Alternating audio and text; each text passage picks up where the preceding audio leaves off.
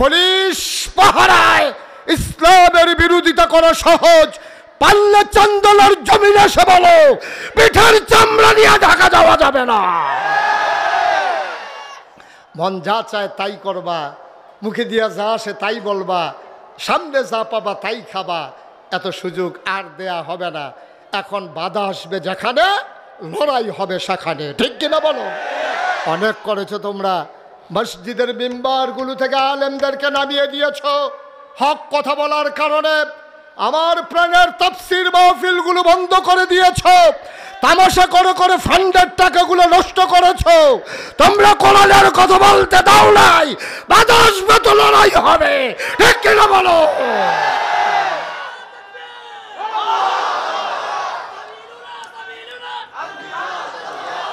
পেঁয়াজ এটা রেখে দেওয়ার জিনিস না। পেঁয়াজ যখন পচা শুরু হয়েছে, এখন কৃষকেরা বিক্ষোভ করতেছে তোমাদেরকে পিটাবো, আমাদের পেঁয়াজের ন্যায্য দাম দাও। আলুগুলো যখন পচে যাওয়া শুরু করেছে, ওরা বলেছে আমাদের দেশে আলু দেবে না, পেঁয়াজ দেবে না। আর আমরা বলেছিলাম ঠিক আছে, আমরা অন্য দেশ থেকে নিয়ে নেব। ইন্ডিয়া থেকে যখন পেঁয়াজ আর আলু আমদানি বন্ধ করে দেওয়া হলো, এখন পেঁয়াজ পচা শুরু হয়ে গেছে, আলু পচা শুরু হয়ে গেছে। আমি বলি আনারস পাকলে এটা কি 15 দিন রাখার জিনিস? কাঁঠাল পাকলে কি এটা রাইখা দেওয়ার জিনিস? দাঁড়া, তোমরা বাংলাদেশে পাঠাইয়া টাকা দাও, মাগনা দো একটা কাঁঠালও দাও না। তোমরা যেই দিন বলছিলে গরু দেবা না, আমার শিক্ষিত যুবকেরা গরুর ফার্ম করে যখন গরু উৎপাদন শুরু করে দিল, দেখা গেল সমীক্ষায় দেখা গেল গরু কুরবানি দেওয়ার পরে আমার বাংলাদেশে কুরবানির পরেও গরু আরও বেশি হয়েছে, ঠিক কিনা কও? আমরা ইন্ডিয়া থেকে একটা গরু আনা লাগে নাই। এজন্য আমি আজকের এই তাফসীরুল কোরআন মাহফিল থেকে বিনীত অনুরোধ জানাই, যার যতটুকুন পতিত জমিন আছে, বাড়ির ঘাটা আছে, ছোট্ট টুকরা জমিনটা আছে, এখন পেঁয়াজ লাগানোর মৌসুম। আগামীকালকে সকালবেলা কোম্পানিগঞ্জ থেকে পেঁয়াজের চারা এনে তুমি 1 ঘন্টা কাজ করো। তুমি রসুন লাগাও, পেঁয়াজ লাগাও, তুমি মরিচ লাগাও, ধনেপাতা লাগাও, তোমার বাড়ির পাশে ছোট্ট গর্তটা খুঁড়ে সেখানে কটা তেলাপিয়া মাছ ফেলে দাও। তেলাপিয়া একবার ফালাইলে কিয়ামতের আগের দিন পর্যন্ত ফালান লাগে না। এটি পরিকল্পনা বুঝে না। এটি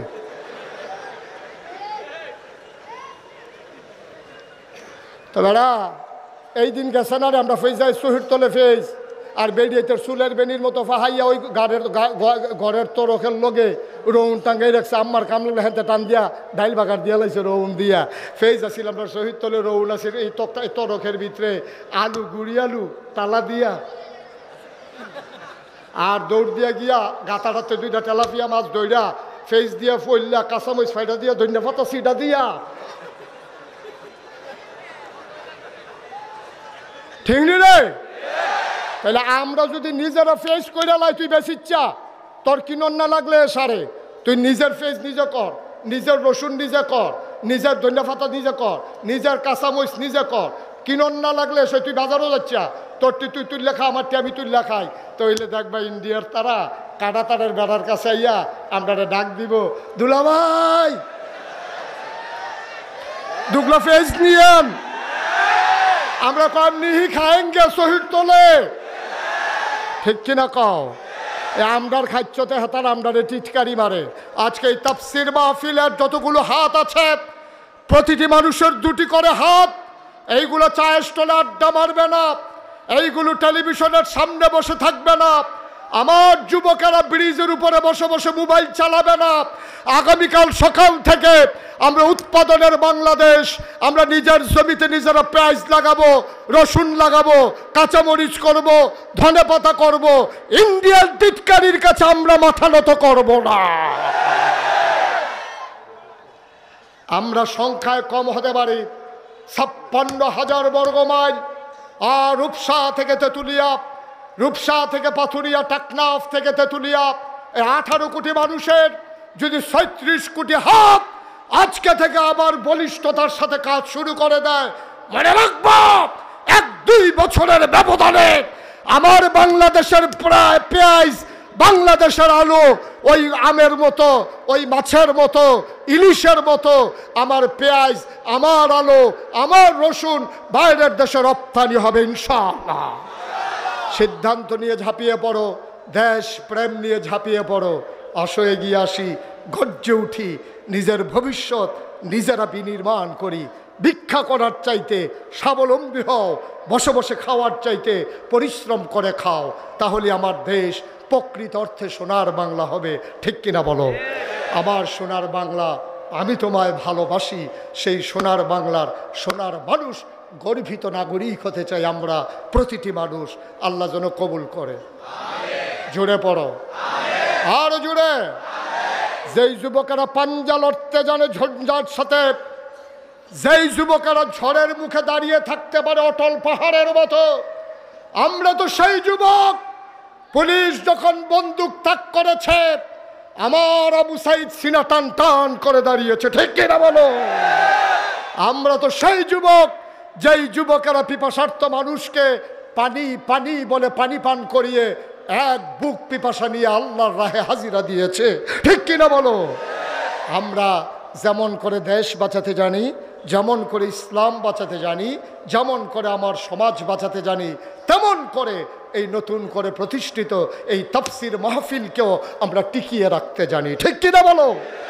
আমাদের কথায় কাজে কোনো মিল নাই।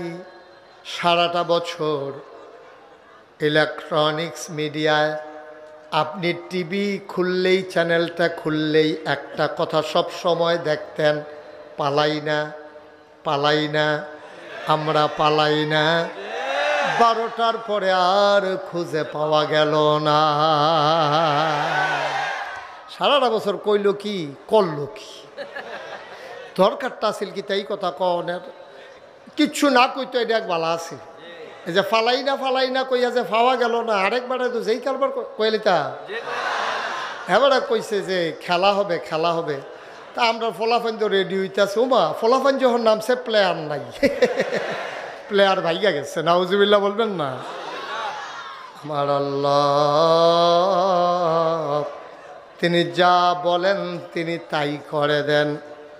মুসলমান, মানুষ বানানোর পরে আমার আল্লাহ মানুষকে এমনে এমনে ছেড়ে দেন নাই।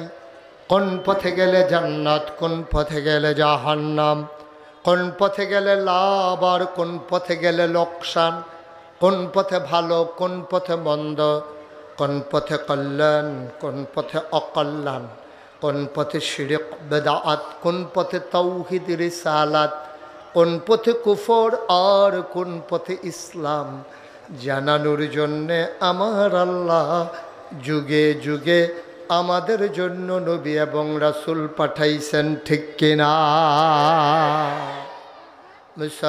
মুসলমান, যিনি সবার শেষ নবী, যিনি সবার সেরা নবী, যিনি ইমামুল মুরসালিন খাতামান নবিয়্যিন, যিনি রাহমাতুল লিল আলামিন, আল্লাহ ওই নবীকে ডেকে বলেন, কোরআনে ঢোকার আগে মারদুদ শয়তান থেকে ফানাহ চাই, যিনি রহমান, যিনি রাহিম, তার নামে চলো শুরু করি। সবাই পড়ি আউযু বিল্লাহি মিনাশ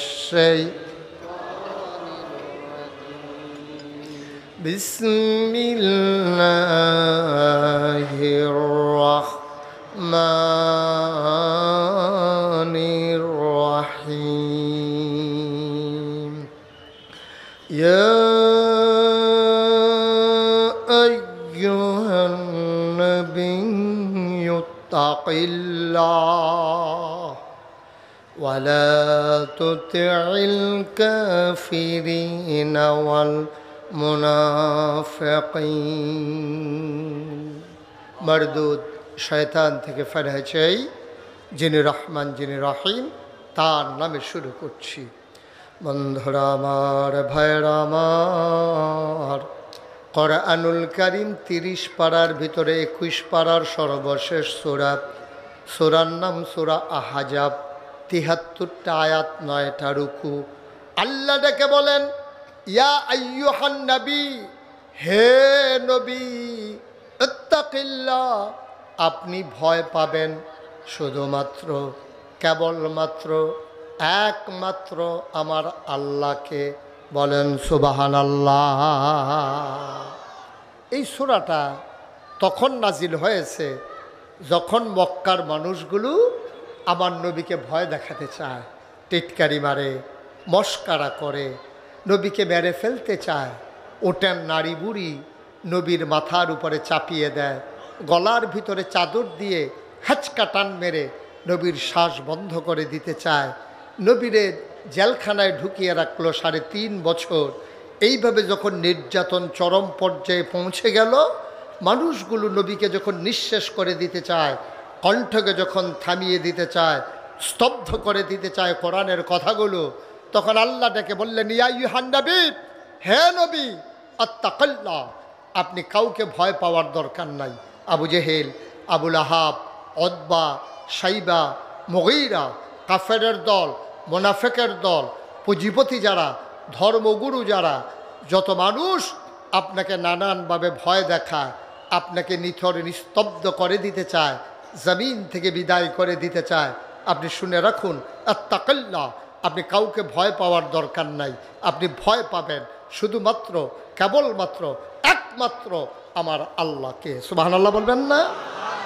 মুফাসসিরিনে কেরাম ওনারা ঘোষণা দিয়ে দিলেন, আল্লাহ তাবারক তাআলা যেখানে নবীকে ডাকেন সেখানে শুধু নবী উদ্দেশ্য নয়, নবীর যারা সাহাবা, নবীর যারা উম্মত, সবাই ওই দলের আওতাভুক্ত হয়ে যায়। আল্লাহ যেন ডেকে কয়, মনে হয় যেন এইমাত্র আয়াত নাজিল হচ্ছে। আল্লাহ যেন আমাদেরকে ডেকে কয়, ইয়া আইয়ুহান নাস, ও চান্দলা তাফসির মাহফিলের মানুষেরা, শুনো শুনো শুনো, আত্তাকিল্লাহ, তোমরা ভয় পাবা আল্লাহরে। র্যাব, গোয়েন্দা, পুলিশ, বিজিবি, দলীয় ক্যাডার, প্রশাসন, প্রশাসক, যত মানুষ, নেতৃস্থানীয় মানুষ, যত মানুষ থাকুক, কাউকে ভয় পাবা না। তোমরা ভয় পাবা শুধুমাত্র, কেবলমাত্র এক আল্লাহকে। ঠিক কিনা? আমরা ভয় পাই কাকে? কথা কন, কাকে? পুলিশ, র্যাব, গোয়েন্দা, দলীয় ক্যাডার, রাজাকার, কোনো কিছুকে আমরা ভয় পাই না। টিটকারি হবে, মস্কারা হবে, এটা আমরা জেনে শুনে এ পথে নেমেছি। এ পথ কখনো কুসুমাস্তীর্ণ ছিল না, এ পথ ফুল বিছানো ছিল না, এ পথ ছিল কণ্টকাকীর্ণ। এ পথে যারা নেমেছে তাদের পা রক্তাক্ত হয়েছে, পথ হয়েছে পিচ্ছিল, এ পথ হয়েছে কণ্টকাকীর্ণ, এ পথ কাটা বিছানো। আমরা জেনে শুনেই এ পথে নেমেছি। আমরা জানি এ পথে চলতে গেলে টিটকারি হবে, মস্কারা হবে, মামলা হবে, হামলা হবে, গুম হবে, নির্যাতন হবে, প্রয়োজন জীবন দেওয়া যাবে, ঈমান দেওয়া যাবে না। রাজি আছো কিনা? হাত তুলে দেখা।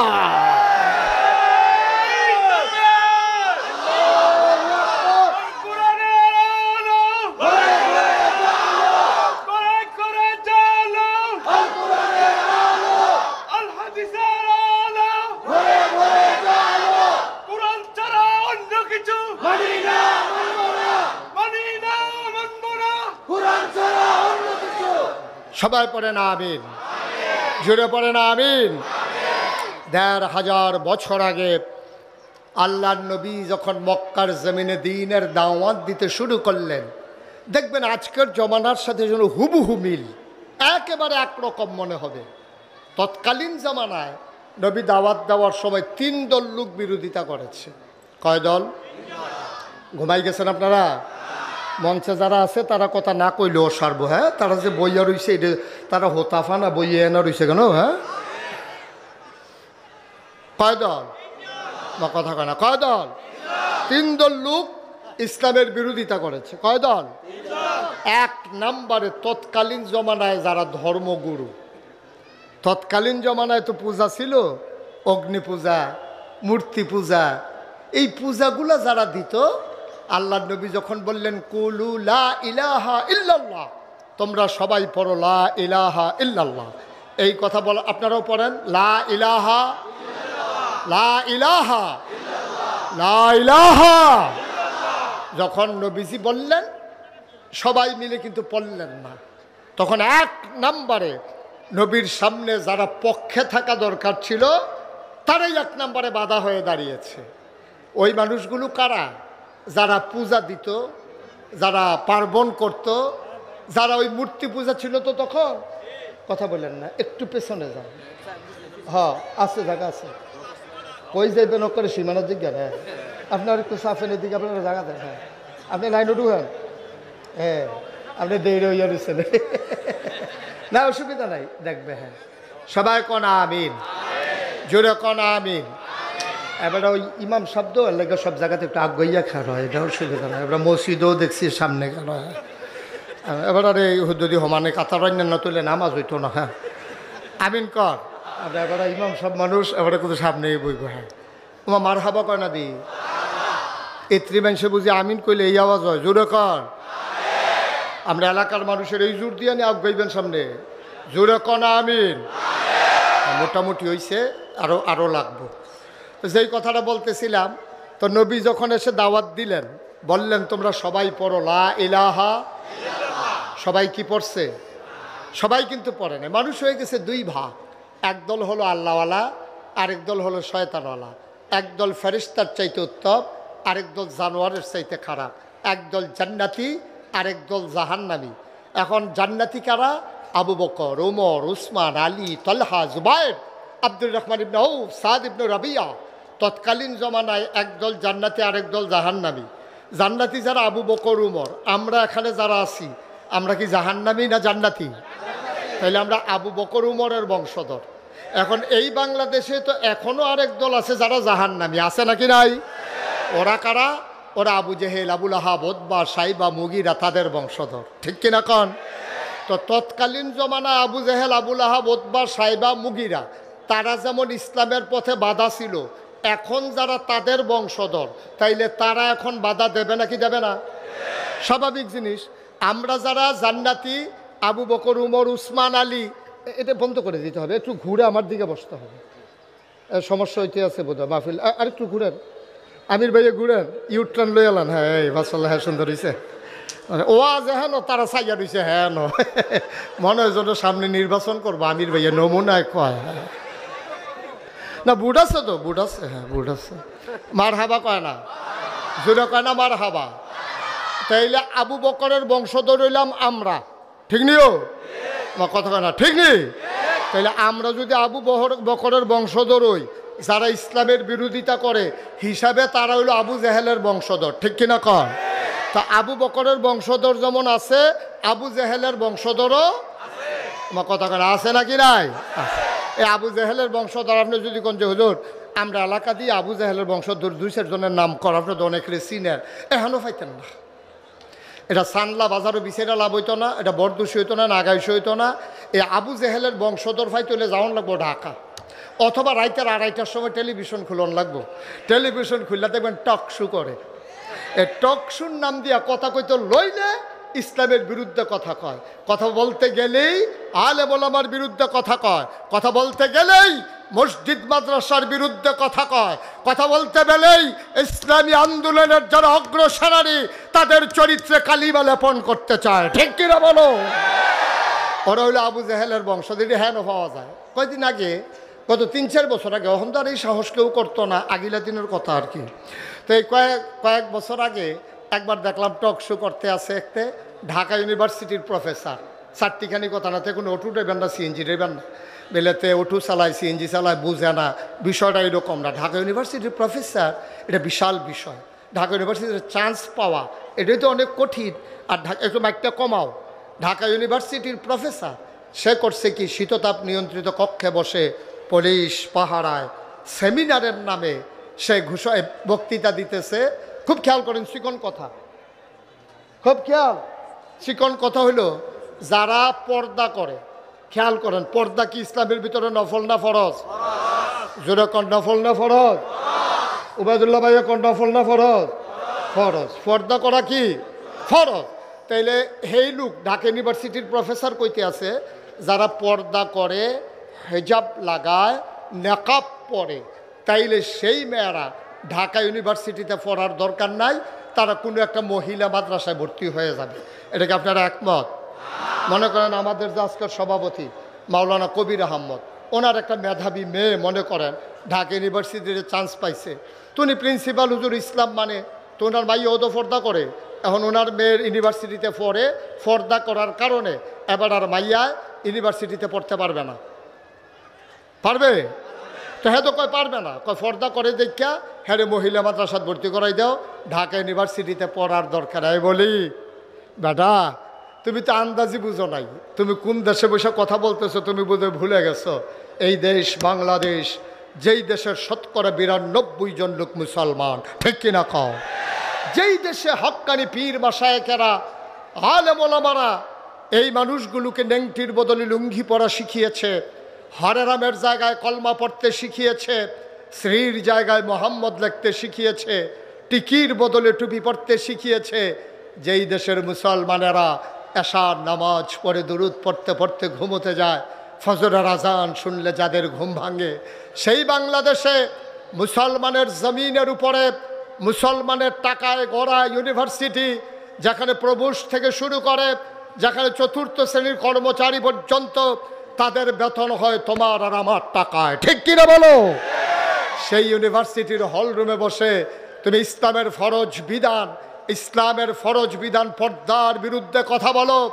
আমি বলেছি ঢাকা রাজধানীতে শীততাপ নিয়ন্ত্রিত কক্ষে বসে পুলিশ পাহারায় ইসলামের বিরোধিতা করা সহজ, পাল্লে চান্দলার জমিনে এসে বলো পিঠের চামড়া নিয়ে ঢাকা যাওয়া যাবে না।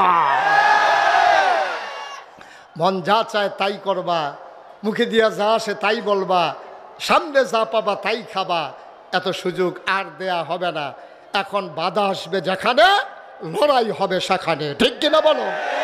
অনেক করেছো তোমরা, মসজিদের মিম্বারগুলো থেকে আলেমদেরকে নামিয়ে দিয়েছ হক কথা বলার কারণে। আমার প্রাণের তাফসীর মাহফিলগুলো বন্ধ করে দিয়েছ, তামাশা করে করে ফান্ডের টাকাগুলো নষ্ট করেছ। তোমরা কোরআনের কথা বলতে দাও নাই, বাধা আসবে তো লড়াই হবে, ঠিক কিনা বলো?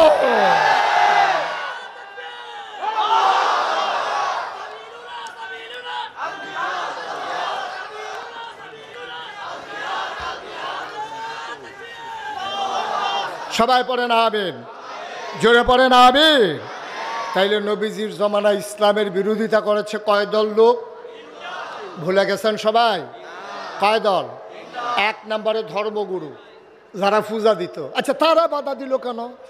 তাদের তো ধর্মের আরও দরকার, তারপরে তারা বাধা দিল কেন? কারণ আছে। কারণ হইল পূজা দেওয়ার সময় আপনি যদি ব্রাহ্মণের কাছে যান, পুরোহিতের কাছে যান, তো পুরোহিত কি বলবে? একটা কলার ছড়ি, নতুন একটা ধুতি, নতুন একটা বড় গামছা, তারপরে 2.5 কেজি গাভীর দুধ, একটা ফাড়া। হ্যাঁ, খাসি করলে সুন্দর হইল আর কি, কিন্তু লাগে ফাড়া, আমি খাসি কয় আমি কেমনে?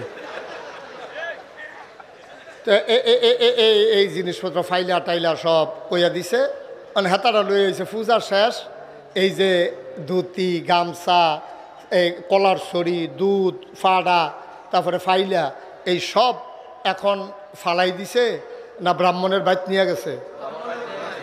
এখন যদি লা ইলাহা ইল্লাল্লাহ, ইসলাম যদি কায়েম হয়ে যায়, আপনি কি বলছেন? লা ইলাহা, আল্লাহ ছাড়া বিধান নাই, আল্লাহ ছাড়া আবাদত পাওয়ার উপযুক্ত কেউ নাই, পূজা নাই, পার্বণ নাই, যা পাওয়ার আল্লাহ পাবে, সাজদা দেবেন আল্লাহরে, ডাকবেন আল্লাহরে, চাইবেন আল্লাহর কাছে। এখন তৎকালীন যারা ব্রাহ্মণ তারা ধর বোকা না, তারা বুঝা ফেলাইছে যদি এক আল্লাহর দিন কায়েম হয়ে যায় তাইলে তো পূজা শেষ। পূজা শেষ মানে ধুতি শেষ, ধুতি নাই মানে গামছাও নাই, গামছা নাই মানে ছাগলও নাই, কলার ছড়িও নাই, দুধও নাই, তাইলে হেবারে তো না খাইয়া মরণের বুদ্ধি। হেবারায় চিন্তা করলো মোহাম্মদের দিন আসা, আল্লাহর দিন কায়েম হওয়া মানে হচ্ছে সব শেষ, পূজা শেষ, ধুতি শেষ, গামছা শেষ, লুঙ্গি শেষ, তারপরে গিয়ে কলার ছড়ি, গাভীর দুধ শেষ, ফাড়া শেষ। সুতরাং ইসলাম ঠেকাও, ওই 360 দেবদেবীর পূজা বাঁচাও। পূজা বাঁচবে তো ব্রাহ্মণ বাঁচবে, ব্রাহ্মণ বাঁচবে তো ব্রাহ্মণের পরিবার বাঁচবে। 1 নম্বরে স্বার্থের কারণে তৎকালীন জামানায় ধর্মগুরু যারা, তারা নবীর সামনে 1 নম্বরে বাধা হয়েছে, ঠিক কিনা কন? আচ্ছা, এখন তো 21 শতাব্দীর সূচনা লগ্ন, গোটা বিশ্ব হয়ে গেছে কম্পিউটারাইজড, গোটা বিশ্বকে বলা হচ্ছে গ্লোবাল ভিলেজ। এখন পৃথিবী অনেক দূর এগিয়ে গেছে। আমরা সোনের ঘরের জায়গায় টিনের ঘর হয়েছে, টিনের ঘরের জায়গা তখন বিল্ডিং হয়েছে। আমরা ফলাফাইনে শিক্ষিত হইতে আছে, এখান বিদেশ গিয়া টেহা পাড়াইতে আছে। আমরা অনেক দূর আগাইছি, এখনও আপনি খেয়াল করে দেখবেন, যখন আল্লাহর জমিনে আল্লাহর দ্বীন কায়েম করতে চায়, একদল মর্দে মুজাহিদ জীবন বাজি রেখে আল্লাহর জমিনে যখন আল্লাহর দ্বীন কায়েম করতে চায়, দিন কায়েম করতে গিয়ে তারা মামলা মাথা পেতে নেয়, তারা গুম হয়, তারা লাশ হয়, বিনা অপরাধে মিথ্যা ট্রাইব্যুনাল সাজিয়ে মিথ্যা সাক্ষী দিয়া প্রতারিত করে। তারপরে আপনার জুডিশিয়াল কিলিংয়ের মাধ্যমে আমার উপরস্থ নেতাগুলোকে যখন হত্যা করা হচ্ছে, তখন একদল আলেম নামদারি কুলাঙ্গার তারা তাদের পক্ষ নিয়ে, শাসক শ্রেণীর পক্ষ নিয়ে ইসলামী আন্দোলনের বিরোধিতা করেছে। ঠিক কিনা বলো? তাইলে তৎকালীন আমলে ব্রাহ্মণেরা বিরোধিতা করতো নবীজির, আর এখন একদল মর্দে মুজাহিদ যারা আল্লাহর জমিনে আল্লাহর দ্বীন কায়েম করতে চায়, তাদের বিরোধিতা করে, ওই তাবেদার সরকারের তাবিদারি করে, ইসলাম বিরোধী অবস্থানে যায়। ওই তৎকালীন ব্রাহ্মণ আর ইসলামের বিরোধী আজকের আলেম ওলামা, ওরা যেন একই সূত্রে গাথা। ঠিক কিনা বলো? তারা মনে করেছে ইসলাম কায়েম যদি হয়ে যায়, তাইলে এই যে আটটা মিলাদ খাওয়া ফরন, এই আউসগরের সুইটার ইয়া খাওয়ন, 7 দিন না খাওয়ন, মুসলমানি খাওয়ন, এই নানান খানা টানা নিয়ে আবার বন্ধ হইয়া যাইগায়, পূজা পার্বণী বন্ধ হইয়া যাইগায়, হাদিয়া তোহফানি। আমার লজ্জা লাগে, আমার এত লজ্জা লাগে যে একটা জলজন্ত মানুষ, আপনি বাংলাদেশে একজন পীর সাহেবকেও দেখবেন না, হয় গৃহস্থী করে, না হইলে চাকরি করে, না হইলে ব্যবসা করে, না হইলে অটো চালায়, না হইলে সিএনজি চালায়, এমন একজন পীর সাহেব বাংলাদেশও নাই, খুব সংখ্যায় কম। অধিকাংশ মানুষ পীর সাহেব হলো মুড়িদের এই বাইত কয়দিন খায়, হেই বাইত কয়দিন খায়, হেইখানা শেষ হইলে হেই বাইত যায়, হেই বাইত শেষ হইলে হেই বাইত যায়, বাড়ি শেষ হইলে গ্রাম বদলায়, গ্রাম বদলাইলে থানা বদলায়, থানাও শেষ হইলে এরপরে জেলা বদলায়। এই গুড়া গুড়া বেড়াইতার মতো খাইতে খাইতে খাইতে খাইতে মনে হয় বইয়া রয়েছে 15-20 জন, আসলে একজন। আব্বা, আমি মুশতাক ফয়েজি নাগাইশের পীর সাহেব। আরে মাটি কাটলেও তো বেটা ডেইলি 500 টাকা পাওয়া যায়, অটো চালাইলেও তো 1000 টাকা কামাই করণ যায়, সিএনজি চালাইলেও 1500 টাকা কামাই করণ যায়। আমার মতো মানুষটা বইয়া বইয়া খায়াম, হগিন নিবিড়ি টেহা দিব, রিক্সাওয়ালায় টেহা দিব, লজ্জার কি আর জায়গা আছে? এতে মরণ বালা না? ঠিক কিনা কও? বাংলাদেশে তো অধিকাংশ এই কারবার। মুড়িদারারে বুঝাইতে আছে, বাবা দুনিয়া ছাড়ো, দুনিয়া ছাড়ো। হ্যাঁ, তো ছাড়তে ছাড়তে দুনিয়া সাইডা দিয়ে এক মাথা লয়ে গেছে গা, গিয়া দেখে যে পীর সাহেবে খেত কিনতে কিনতে এই গ্রাম ছাড়াইয়া এই গ্রামও গেছে গা। ঠিক কিনা কম? মুড়িদ দিয়া দুনিয়া ছাড়ায় আর নিজে গিয়া খেত কিনতে আছে হরদমছে। এই কথাটা একজন মুড়িদেও জিজ্ঞেস না নাই যে হুজুর আপনি যে আমদানি দিয়ে দুনিয়া ছাড়াইতেছে, আর আপনি তো দুনিয়া চাদর মানে গাও দিয়া লাইছেন, কারবারটা কিতা? আপনি তো দুনিয়াটারে চাদর মানে গাও দিয়া লাইছেন। এখন যখন প্রকৃত ইসলামের কথা বলা হয়, যখন বলা হয় আল্লাহর জমিনে আল্লাহর আইন ছাড়া কারো আইন মানি না, তখন এই একদল স্বার্থবাজ মানুষ যারা দরবারকে পুঁজি বানাইয়া ব্যবসা করে, মাজারকে পুঁজি বানাইয়া ব্যবসা করে, তারা ইসলামী আন্দোলনের পথে বাধা হয়ে দাঁড়ায়। ঠিক কিনা বলো? 1000 বছর আগে একদল মানুষ, ওরাই ইসলামের পথে বাধা হয়ে দাঁড়িয়েছিল। কয় দল না? ঘুমাইলেছিল কয় দল? গেল কয় দল? রইছে কয় দল? 2 নম্বরে হইল ওই দল যারা ছিল তৎকালীন জমানায় পুঁজিপতি, টাকার মালিক। আবুল আহাব তার ছিল চিফ লিডার। তৎকালীন জমানায় সুদের কারবার ছিল। যখন কইছে লা ইলাহা ইল্লাল্লাহ, তেহারা তো এইটা শুনছে আহাল্লাহুল বাইয়া ওয়া হারামার রিবা, যে ব্যবসা হালাল, সুদ হারাম। তেহাতে চিন্তা করলো ইসলাম যদি কায়েম হয়ে যায়, গা আমি যেন নবীর চাচা আমেরিকার সাইডা দিব, আমি যেন সুদের উপরে সুদ লাগাই, চক্রবৃদ্ধি সুদ লাগাই, এখন সুদের কারবার তো বন্ধ হয়ে যাবো গা। এখন হাতে কইছে টাকা যাও, ইসলাম ঠেকাও, আবার সুদের কারবার বাঁচাও। ঠিক কিনা কও? আজকেও বাংলাদেশে দরবেশের মতো বাপ দইরা, কি সুন্দর দাড়ি, কি সুন্দর টুপি, পাজামা পাঞ্জাবি সাদা, আরো কত তান সাদা কি বসব দিকে আমরা দেখি। এত সাদার ভিতরে দিয়া তাই নে এই মধ্যবিত্ত শ্রেণীর টাকাগুলোকে ওই যে শেয়ার বাজারের নাম দিয়া লোটপাট করে শেষ করে দিয়েছে। ঠিক কিনা বলো? এই মানুষগুলো মানুষকে ধোঁকা দেওয়ার জন্য মুখ ভর্তি দাড়ি রাখে, আবার এই মানুষের রোষানল থেকে বাঁচার জন্য কামাইয়া হমান হইয়া যায়। ঠিক কিনা? এই বাংলাদেশ, এটা বাংলাদেশেই সম্ভব। তার মনেরতে যদি দাড়ি রাখতো, আমি নাগাইশের ফির সাহেব, আমি যে দাড়ি রাখছি, আমার যদি কো হালাইয়া যাবো কেটালাম দাড়ি কামাও, আমি আগে মাইরালাও আর পরে কামাইলাও, আমি যেন টেন না পাই। ঠিক কিনা কও? আমারে কামাইতে হইলে আগে আমারে মারতে হবে, এর আগে আমার দাড়ি কামানো যাবে না। আমরা হয়তো হত্যার শিকার হয়েছে আমার মানুষগুলো হয়তো ঘরে ঘুমাইতে পারে নাই। তুমি একজন ইসলামী আন্দোলনের কর্মী দেখাও যারা ওই অপরাজিত শক্তির ভয়ে, ওই কাফের বাতিল শক্তির ভয়ে, ইসলাম বিরোধীর ভয়ে পাঞ্জাবি ছেড়ে দিয়েছে, দাড়ি ছেড়ে দিয়েছে, টুপি ছেড়ে দিয়েছে। একজন মানুষও বাংলাদেশে পাবা না। ঠিক কিনা বলো? আর তোমরা সারা জীবন আকাম কুকাম কইরা দাড়ি রক্ষা মানুষের ধোকা দিয়া একবার যখন কায়দাত ফরছে তে মনে করছো কখনো কাটা সিন্ডালাইতে কামাইয়া কুমাইয়া হমান। ঠিক কিনা কও? তোরা তো ইসলাম কায়েম হোক ওরা চাইবে না, ওরা তো চাইবে না ইসলাম কায়েম হোক, কারণ ওদের সব কামাই হলো অবৈধ কামাই, যেটা ইসলাম সমর্থন করে না।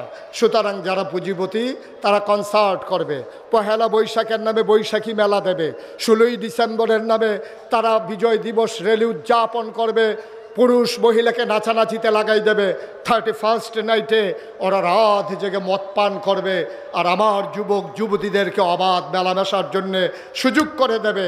তারা স্পন্সর করে বাংলাদেশের যত বড় বড় কোম্পানি, ওরা স্পন্সর করে 26শে মার্চ, ওরা স্পন্সর করে 16ই ডিসেম্বর, ওরা স্পন্সর করে 31st নাইট, ওরা স্পন্সর করে আমার এই বিজয় দিবস পহেলা বৈশাখ। কিন্তু এই কোরআনের মাহফিল 92% জন লোক মুসলমানের দেশে, বাংলাদেশের কোনো বহুজাতিক কোম্পানি যে এই মাহফিলটা করতে যত টাকা খরচ হয় আমরা দিয়ে দেব, আজও বাংলাদেশে ইতিহাস হয় নাই। ঠিক কিনা বলো? আমার খেটে খাওয়া মানুষগুলো যখন কোরআনের মাহফিল সাজাতে চায়, রিক্সাওয়ালার 2 টাকা, ওই মানুষের 1 মুঠো চাল, আর মানুষগুলো খেটে খাওয়া মানুষের সামান্য কিছু দিয়ে এই মাহফিলগুলো যখন দাঁড় করায়, ওরা মুসলমানের সন্তান টুপি মাথায় দেয়, সময়ে সময়ে নির্বাচনের আগে হজ করে আসে, শাহজালাল বাজার দিয়ে তারা নির্বাচনী প্রচারণা শুরু করে। এই মানুষগুলো এই কোরআনের মাহফিলে বাধা দেয়, তাইলে বুঝতে হবে এই হাল তারা জাল হায়। ঠিক কিনা কও? এই হালের ভিতরে সৌরহস্য আছে, বুঝা গেল কুসকুস কালা হায়। ঠিক কিনা কও?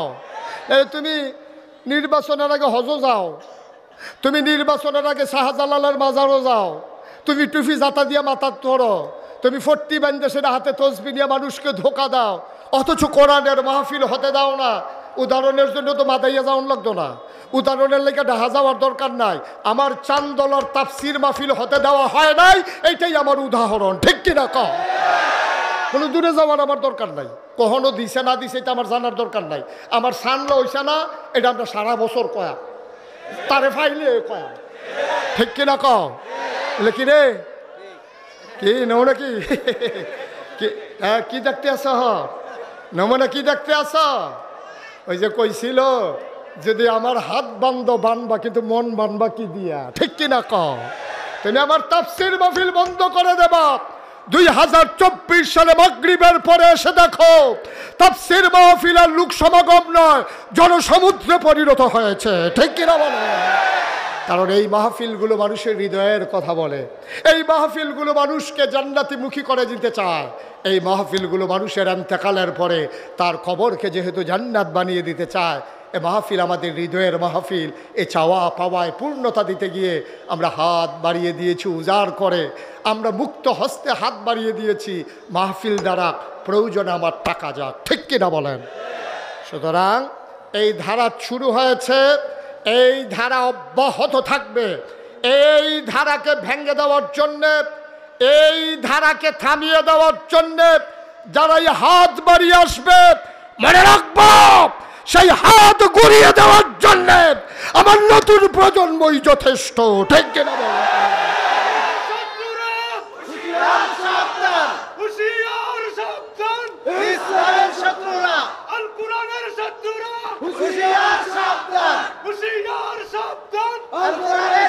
সবাই পড়েন আমিন, জোরে পড়েন আমিন।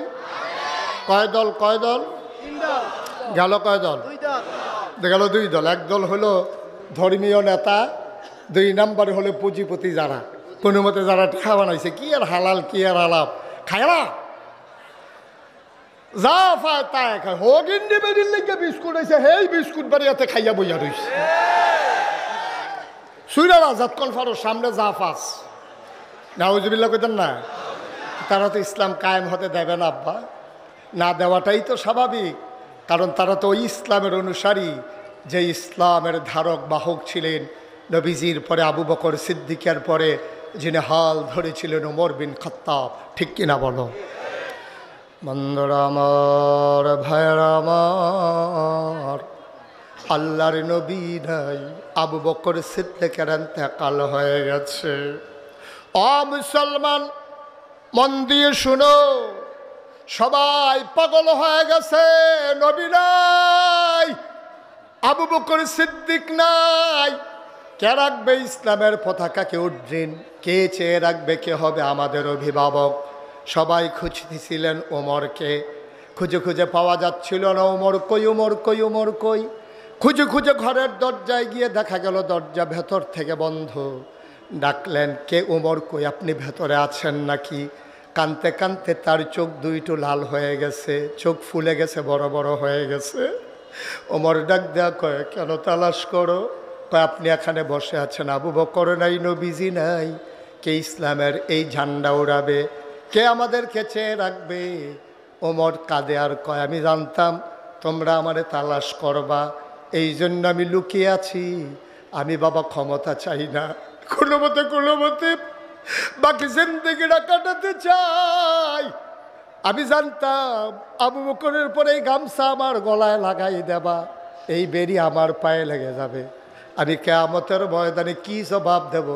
আল্লাহ সেদিন যদি ডেকে জিজ্ঞেস করে, ওমর রে, ওমর, তোর শাসন আমলে একটা কুকুর কেন ফুরাত নদীর তীরে না খেয়ে মারা গেল? জবাব দে।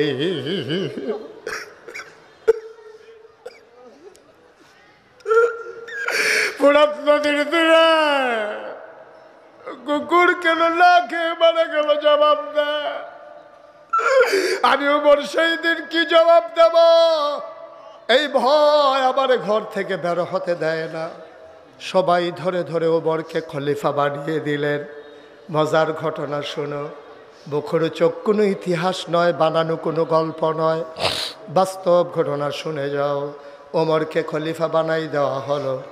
সরকারি তহবিলে অনেকগুলো কাপড় জমা হয়ে গেল। ওমর ঘোষণা দিলেন, প্রাপ্তবয়স্ক সবাইকে কাপড় দেওয়া হবে, সবাই আসো। মসজিদে নববীর সামনে সবাই লাইন ধরে দাঁড়িয়ে গেল। ওমর সবাইকে সীমিত পরিমাণে সমহারে এক টুকরা করে কাপড় দিচ্ছেন। ওমরও সবার শেষে এক টুকরা নিলেন। ওমরের ছেলে আব্দুল্লাহ ইবনে ওমরও পেলেন এক টুকরা। সবাই পাঞ্জাবির কাপড় নিয়ে বাড়িতে গেলেন। পাঞ্জাবি বানানো হয়ে গেল। পরের শুক্রবার জুমার আজান পড়ে গেছে।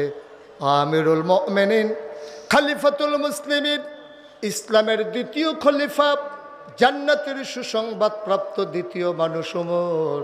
ওমর খুতবা দেবেন। সবাই তাহিয়াতুল দুখুলুল মসজিদ কাবলাল জমা পড়ে বসে আছে। সূর্য হারিয়ে হেলে পড়েছে পশ্চিম আকাশে। সবাই পেরেশান, ওমর এখনো আসে না, নামাজ পড়ব কখন? এবার একজন মুরব্বীরা বলল, যাও ও যুবক, তুমি দৌড়ে যাও, দেখো কোনো বিপদ আপদ নাকি। যুবক দৌড়ে দৌড়ে ওমরের বাড়ির সামনে গেল। দূর থেকে তাকায়া দেখে বাড়ির সামনে মরুভূমির মাঝে দুপুরবেলা প্রচণ্ড রোদ, একটা মানুষ পিঠ উদম করে বসে আছে। সূর্যের আলোতে পিঠটা পুড়ে গেছে, সামনে কি যেন বিছিয়ে রেখেছে। যুবক গিয়ে সালাম দিলেন, আসসালাতু আসসালামু আলাইকা ইয়া আমিরাল মুমিনিন ইয়া খলিফাতাল মুসলিমিন। হে ওমর, আপনাকে সালাম। এখনো কেন যান না? নামাজের সময় হয়ে গেছে। এখনো কেন যান না? সবাই মিলে নামাজের জন্য অপেক্ষা করতেছে। উমর বললেন, বাবা তুমি গিয়ে বলো আমি এখনই আসতেছি। আমার পাঞ্জাবিটা আমি যখন গায়ে দিতে যাব, দেখি একটু ময়লা হয়ে গেছে। জুমার দিনে ময়লা পাঞ্জাবি গায়ে দিয়ে যাওয়া ঠিক হবে না, এই জন্য পাঞ্জাবিটা ধুয়ে দিছিলাম, শুকাইতে একটু দেরি হয়ে গেছে। এই তো পাঞ্জাবি শুকিয়ে গেছে, তুমি যাও, আমি আসতেছি। তাইলে বোঝা গেল অর্ধ পৃথিবীর প্রেসিডেন্ট, আমিরুল মুমিনিন, খলিফাতুল মুসলিমিন, যার ব্যাপারে নবী নিজেই ঘোষণা দিয়েছেন, আনা খাতামুন নাবিয়্যিন লা নাবিয়্যা বা'দি, আমি হলাম সর্বশেষ নবী, আমার পরে আর নবী নাই। আমার পরে যদি নবী থাকতো, আমার উমর আমার পরে নবী হইতো। ওমর পাঞ্জাবি ধুয়ে বসে আছেন, সকালে যাবেন, তাইলে বুঝা গেল উমরের পাঞ্জাবি 10-12টা। কথা কয় না কয়টা? অর্ধেকটা পৃথিবীর প্রেসিডেন্ট, আমিরুল মুমিনিন, খলিফাতুল মুসলিমিন পাঞ্জাবি হইল একটা। ইসলাম, এটার নাম হচ্ছে ইসলাম। নির্বাচনের আগে তে বাতাস আইলে গাছও ধরে রুইতে তার এনে লইয়া যে গা বাতাসে, তার বিডার ভিতরে কুত্তা ঘুমায়। তে ফাঁসকরণের পরে তে এলাকার তো বাড়ি করছে কুমিল্লা করছে একটা, ঢাকা করছে একটা। যদি ভাগ্যা জায়গাওন লাগে, যদি ভাগ্যা জায়গাওন লাগে, এর লেগেতে মালয়েশিয়া এবং কানাডায় সেকেন্ড হোম। তে দ্বিতীয় বাড়ি হ্যাঁ করে রাখছে, যেন ভাগ্যা দিলে গিয়া থাহার একটা মোটামুটি ভাড়া ছাড়া থাহন যায়। এই বুদ্ধি করে তে হ্যাঁ করছে, বেড়া হগিন্নির ফুতের নাম মিয়া খা। আরে হগিন্নির ফুতের নাম মিয়া খা, বেড়া ভাত খাইছ তা? তোর বিডাত কুত্তা ঘুমাইছে না রে তোর বিডাত? তুই বাতাস এলে বাজার খেয়ে রইছত, অনেকে হাত দিলে তুই চা খাইছত, না হইলে চায়ের ফেলে তিমের মতো চাইয়া রইছত। হ্যাঁ, তারা ফুট করে আর তোর ঠুট হুদু লড়ে না খাইয়া। এটি আমরা দেখছি না, মনে করছ? তুই নির্বাচনে ফাঁস করে কয়টা বেতন পাইছত? তোর বাইক বাড়ি হয়, কুমিল্লা বাড়ি হয়, ঢাকায় বাড়ি হয়, সেকেন্ড হোম করো মালয়েশিয়ায়। হ্যাঁ, লজ্জায় কি মুখ দেখানোর জায়গা আছে? আমার দেশের সাবেক প্রধান মন্ত্রী কইতে শরম করে, সাবেক প্রধান বেরিয়ে কয় আমার ফিওনেও 400 কোটি টাকার মালিক। শরম দিয়াস, শরম দিয়াস। এবারে এটা চিন্তাই করলো না, আমি যে কইতে আছি ফিওনে 400 কোটি টাকার মালিক, বাংলাদেশের মানুষ কি বেহতার আছে? হ্যাঁ, তারা যদি মনে মনে কয় আপনি জানি কত কোটি টাকার মালিক। ফিওনে 400, আমার ঘরের বসুইরা কামলা যদি গাড়ি দিয়া যায়, তো আমি তো বিমানে যাওয়ার কথা হিসাবে। তো ফিওনে যদি 400 হয়, তাহলে যে মালিক প্রধানমন্ত্রী তে কয় 1000 কোটি টাকার মালিক, ও হনে না বারুইতে আছে। এতক্ষণ তো আমরা ধরতে না পারছি, আমরা কান্দা দেখে মনে করছি হ্যাঁ স্যারের কান্দা। কারবার কি? অর্ধ পৃথিবীর প্রেসিডেন্ট উমর পাঞ্জাবি কয়টা? কথা কয়টা? কয়টা? ইসলাম, এটার নাম ইসলাম, এটার নাম ইসলাম। ইসলাম কারে কয় তাকাই দেখো। আমার নেতাদের উপরে তোমরা কম অপবাদ দিছ। তোমরা কইছো তারা নারী ধর্ষণকারী, তোমরা বলেছো তারা লুটতরাজকারী, তারা হিন্দুর সম্পদ দখলকারী। 5টা বছর আমার 2 নেতা মন্ত্রিত্ব করেছে, তন্ন তন্ন করে তালাশ করা হয়েছে, বানানো অনেক অভিযোগ দিয়েছ, কিন্তু আমার 2 মন্ত্রীর একটা টাকা আত্মসাৎ করেছে তার চরম শত্রুরাও দাবি করতে পারে নাই। ঠিক কিনা বলো?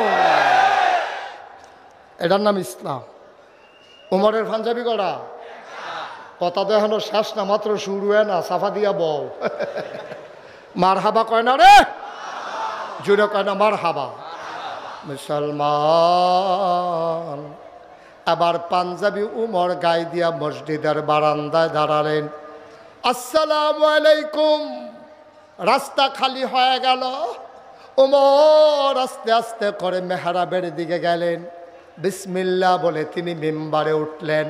তিনি সালাম দিলেন সবাইকে, আসসালামু আলাইকুম, আউযু বিল্লাহি মিনাশ শাইতানির রাজিম, বিসমিল্লাহির রহমানির রহিম। তিনি খুতবা দেবেন, এমন সময় একটা যুবক পেছনে দাঁড়াইছে, টান দিয়া খাপের ভেতর থেকে তরবারি বের করে উঁচু করে ধরেছে। ওমর তাকিয়ে আছে। যুবক ডাক দিয়া কয়, ওমর, ইয়া আমিরাল মুমিনিন, ইয়া খলিফাতাল মুসলিমিন, আপনি খুতবা দেবেন না, আপনি খুতবা দেওয়া বন্ধ করেন, আগে একটা প্রশ্নের জবাব দেন। কত কিছুদিন আগে সমহারে সম পরিমাণে সবাই এক টুকরা করে কাপড় নিলাম, সবাই পাঞ্জাবি বানালাম নতুন। কারো পাঞ্জাবি হাঁটুর নিচে নামে নাই, কারো পাঞ্জাবির কাপড় হাঁটুর নিচে নামে নাই। আপনার পাঞ্জাবি দেখি নেসফে সাক হয়ে গেছে, হাঁটু থেকে 1 বিঘত নেমে গেছে। অবশ্যই আপনি কাপড় চুরি করেছেন, অথবা ক্ষমতা দেখাইয়া কাপড় বেশি নিছেন। কোনটা করেছেন জবাব দেন। যতক্ষণ জবাব না দেবেন ততক্ষণ পর্যন্ত মদিনার মুসলমান আপনার খুতবা শুনবে না। পারবেন এমপি সাহেবের গাড়ির সামনে খেয়ে রিটার্ন পারবেন? মা কথা কেনা ফারলেও কইবেন, না ফারলে না কইবেন, ধুম ধরে রিসুন কিতে এই এমপি সাহেব মন্ত্রী সাহেবের গাড়ির সামনে দিয়ে দাঁড়াইতেন পারবে? যে মন্ত্রী সাহেব আগে দিয়ে রিক্সা তুলনের ভাড়া পাইছেন না, চান্দা তুললা নির্বাচন করাইলাম, আপনি যখন গাড়ি দিয়া ফু করে দেখেন পে পু করে গেছে গীতাছেন কারবারটা কিতা, এই যে কুট শুট ফইরা রইছেন টেহা পাইছেন কো, এই কথা জিগাইতেন পারবে? এই জিগাইতেন পারতেন না দেখা ধ্বংস। যদি পারতেন তাইলে এই ধ্বংস হইতো না।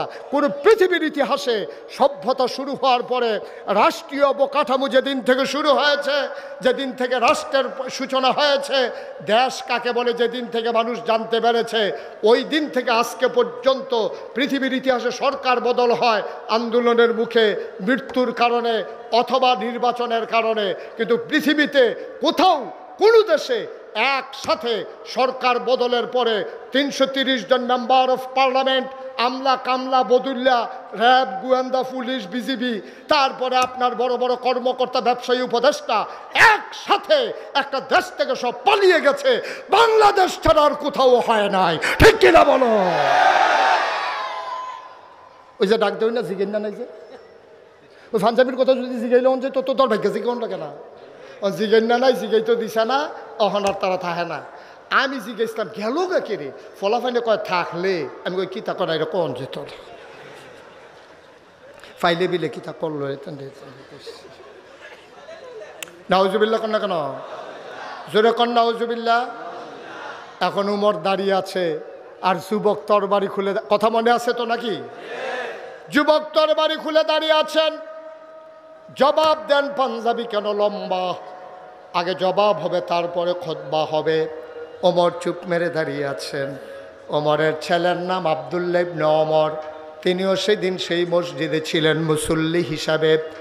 আব্দুল্লাহ ইবনে ওমর দাঁড়ালেন, চোখের পানি ছেড়ে দিলেন, ডাক দিয়ে কয়, ও দেশবাসী, ও মদিনার মুসলমান, জবাব কি আব্বা দেওয়া লাগবে নাকি আমি দিলেও চলবে? কয় আমাদের জবাব দরকার, কে দিল দরকার নাই। সুবহানাল্লাহ সুবহানাল্লাহ।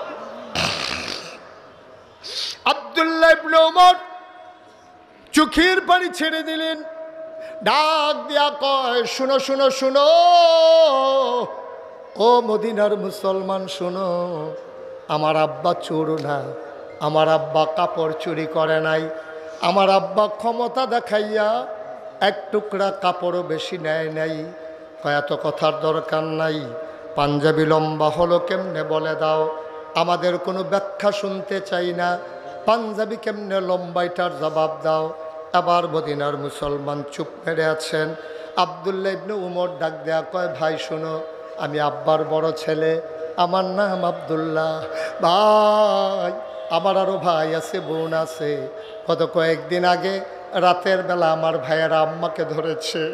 আম্মা আম্মা আম্মা, অনেক দিন হয় ফিন্নি খাই না, আম্মা গো দয়া করে আব্বাকে বলে একটু ফিন্নির ব্যবস্থা করো। বলে যে ঠিক আছে বাবা, তোমার বাবা আসলেই বলবো। ছেলেরা কাঁদতে কাঁদতে ঘুমিয়ে গেছে। ওমর যখন ঘরে গেলেন রাষ্ট্রীয় কাজ শেষ করে, একটা কমাও, ওমর যখন ঘরে গেলেন রাষ্ট্রীয় কাজ শেষ করে, ওমর ঘরে যাওয়ার পরে ওমরের বিবি ডাক দেয়া কয়, স্বামী আমার, বাচ্চারা ফিন্নি খেতে চায়, দয়া করে আপনি একটু বরাদ্দ দেন যেন ফিন্নি খেতে পারে। কয় বাচ্চারা কই? কয় কাঁদতে কাঁদতে ঘুমিয়ে পড়েছে। ওমর বললেন, বাচ্চাদেরকে ডেকে উঠাও। বাচ্চাদেরকে উঠানো হলো, আনন্দে তারা উদ্বেলিত। ওরা মনে করেছে নিশ্চয়ই এখন ফিন্নির ব্যবস্থা হয়ে গেছে। ছেলেরা যখন উঠেছে ওমর ডাক দিলেন, বাবা কাছে আসো, শুনলাম তোমাদের মায়ের কাছে তোমরা নাকি ফিন্নি খেতে চাও। কই জি বাবা, অনেক দিন হয় ফিন্নি খাওয়া হয় না।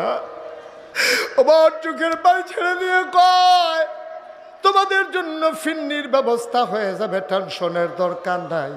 বাচ্চারা কয়, বাবা ও বাবা, কবে ফিন্নি হবে? ওমর মুস্কি হেসে কয়, মদিনায় সবার ঘরে যেই দিন ফিন্নি হবে।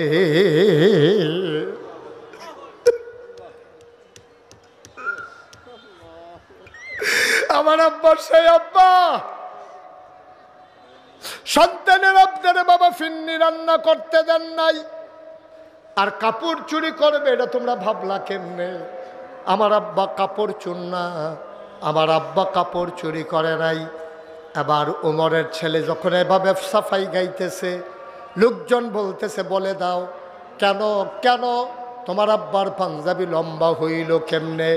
এবার উমরের ছেলে আব্দুল্লাহ ইবনে ওমর কয়, ভাই তোমরা সবাই এক টুকরা করে কাপড় পেয়েছো, আমার বাবা পেয়েছে এক টুকরা, আমি পেয়েছি এক টুকরা, বাব্বাটা 2 টুকরা পেয়েছি। বাড়িতে গিয়া দেখলাম আমার পাঞ্জাবিটা এখনও নতুন আছে, আগেরটা এখনও ছিঁড়ে যায় নাই, এখনও পুরানো হয় নাই। আমি আব্বাকে বললাম, আব্বা ও আব্বা, এবার মনে হয় শীত পড়বে, বেশি দেশের নমুনা ভালো না, আপনি বয়স্ক মানুষ, আমার আগের পাঞ্জাবিটা এখনও ভালো আছে, আমার টুকরা কাপড়টা আব্বা আপনারে দিয়ে দিলাম, আপনি 2 টুকরা কাপড় জোড়া লাগাইয়া একটা লম্বা করে পাঞ্জাবি বানার আরাম পাবেন। ও মদিনার মুসলমান, আমার আব্বা কাপড় চুরি করে নাই, আমার আব্বা ক্ষমতা দেখায়া কাপড় বেশি নেয় নাই, আমার টুকরা কাপড় আব্বাকে দিয়ে দেওয়ার কারণে আমার আব্বার পাঞ্জাবি লম্বা হয়েছে। আমার আব্বা কখনোই চুরি করতে পারে না। মদিনার মুসলমান সবাই বলে, ঠিক আছে ওমর খুতবা দিয়ে দাও। ওমর কয় না, আমি খুতবা দেব না। ওই যে যুবকটা তরবারি উঁচু করছিল সে কই? আবার যুবকরে ডাক দিছে, আসো সামনে আসো। সবাই রাস্তা করে দিল, যুবক মাথা নিচু করে আগাইল। ওমর মিম্বার থেকে নামলেন, ওমর হাত ছড়িয়ে দাঁড়ালেন, যুবক লাফ দিয়ে ওমরের বুকে পড়ে যায়, ওমর ঝাপটে ধরেছে, ওমর কান্দে, যুবকও কান্দে। আবার উমর ছেড়ে দিয়ে কয়, যুবকেরা রে, ও মদিনার মুসলমানেরা, যেই দিন পর্যন্ত ইসলামের ভিতরে অসঙ্গতি দেখলে, অনিয়ম দেখলে, কোনো সমস্যা দেখলে, যেই দিন পর্যন্ত এইভাবে তরবারি খুলে যুবক দাঁড়িয়ে যাওয়ার ক্ষমতা রাখবে, ওই দিন পর্যন্ত ইসলামের দিকে চোখ বড় বড় করে তাকানোরও সুযোগ কেউ পাবে না, ঠিক কিনা? আজকে 250 কোটি মুসলমান থাকার পরে আজকে আমার ভারতের ঝিলাম নদীর পানি স্বচ্ছ স্ফটিকের মতো, ডালিমের দানার মতো যে পানি ছিল স্বচ্ছ, সেই পানি আজকে রক্তে রঞ্জিত হয়েছে, আমার কাশ্মীরের মুসলমানের রক্তে, ঠিক কিনা বলো? আজকে নাফ নদীর পানি আজকে রক্তে রঞ্জিত হয়েছে আমার আরাকানের মুসলমানের রক্তে। আজকে তাকিয়ে দেখো, ফিলিস্তিনের দুদু মরুভূমি রক্তে রঞ্জিত হয়েছে, আর হাড় গোড় দিয়ে সেই মরুপ্রান্ত আজকে হাড় গুড়ের একটা বিশাল বড় মনে হয় কারখানা হয়ে গেছে। আমার লেবাননের মুসলমানরা জীবন দিচ্ছে, গোটা বিশ্বে প্রাচ্য থেকে পাশ্চাত্য, আর এই পৃথিবীর উত্তর মেরু থেকে দক্ষিণ মেরু 250 কোটি মুসলমান থাকার পরে সব জায়গায় মুসলমান মার খায়, মুসলমান নির্যাতিত হয়, মুসলমান নিপীড়িত হয়। আমার সোনার বাংলায় মুসলমানদেরকে কচুকাটা করা হয়েছে। এইভাবে যুগে যুগে সময়ে সময়ে ইসলামকে দাবিয়ে রাখার জন্যে সকল শক্তি একজোট হয়ে ইসলামকে দাবিয়ে রাখার প্রচেষ্টা চালিয়েছে। খোদার কসম, খোদার কসম, মুসলমান যদি সিংহের মতো গর্জন দিয়ে উঠে, ওই কাফের বেদিনেরা চামচিকার মতো গর্তের ভিতরে পালানো ছাড়া উপায় থাকবে না, ঠিক কিনা বলো? মুসলমানের কোয়ান্টিটি হয়েছে, তাদের কোয়ালিটি আজকে ডিস্ট্রয় হয়ে গেছে। আমরা সংখ্যায় বেড়েছি, কিন্তু আমাদের যোগ্যতা বলতে কিচ্ছু নাই, আমাদের আমানতদারি নাই, আমাদের ভিতরে সততা নাই, আমাদের ওয়াদা আমরা খেলাফ করে ফেলি। না মসজিদে আজান হয়, মানুষগুলো মসজিদের সামনে দিয়ে হেঁটে চলে যায়, নামাজের জন্য মসজিদে ঢুকে না। এইভাবে চলতে থাকলে সংখ্যায় বাড়ানো যাবে মুসলমান, মনে রাখবা, সংখ্যায় বাড়ানো আর মুসলমান ঐতিহ্য নিয়ে টিকে থাকা এক কথা নয়। আমরা বলেছি, বাঁচার মতো বাঁচলে সিংহের মতো একদিন বাঁচবো, শিয়ালের মতো 500 বছর বাঁচার কোনোই সার্থকতা নাই, ঠিক কিনা বলো?